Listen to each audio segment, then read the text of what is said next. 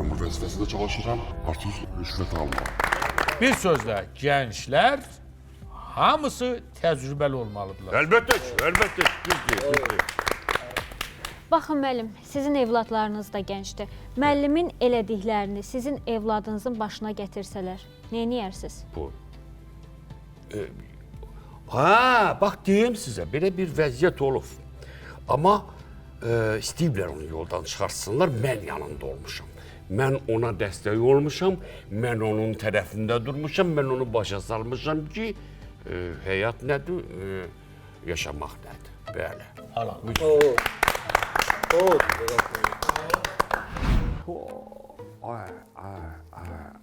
Yer göy dağılır, yer göy dağılır. Larına ayrı. Belə geyinmi olar, belə geyinmi olar. Vay Talib! Talib Evdəyim mən, deyəcəm görüm. Gözə bir deyək, papa yanındadır, sonra şəkil deyərsən.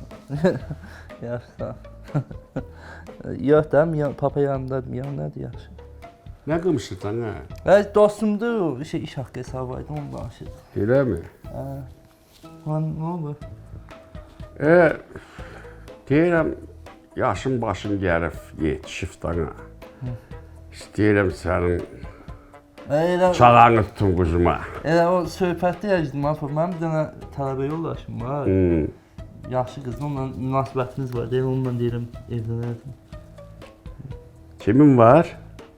Tələbə yoldaş.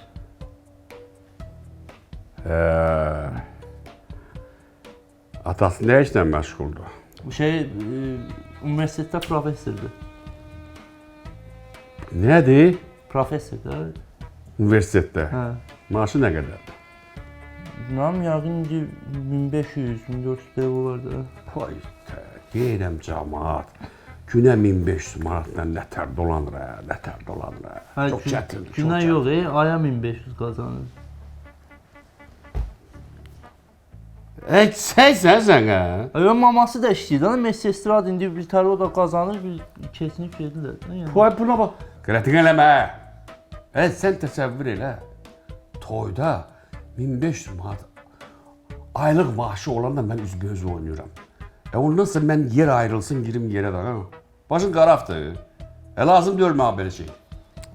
Sağ idarə rəisinin qızını alacam.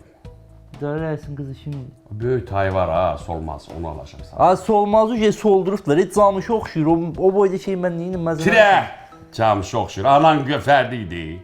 Burasını kəstirdik, oldu Jennifer Popes. Bitər dolanazsınız. Mən onu harada daşıyacağım, məzəmətsə gör nə boydadır o. Birində daşıyasın, maşında yanında oturar. Maşında gedim amortizasiya ustasına söyüş zarafat edeyim də, onunla mən maşın gedim. Arxada oturar, yaxşı. Arxada göy yoxdur. Kəs səsini, mən sənin gələcəyini fikirləşdirəm. Mən onda evlənmək istəmirəm. Dur, geri gözüm səni görməsin. Məndən olacaq onsuz da. Cavanlar heç gələcəyini fikirləşmirlər. Dünya dağılır, dünya dağılır. Belə geyimli olar. Çox sağ olun, hörmətli və əziz pasiyentlər. Gələn seanslarımızda görüşərik.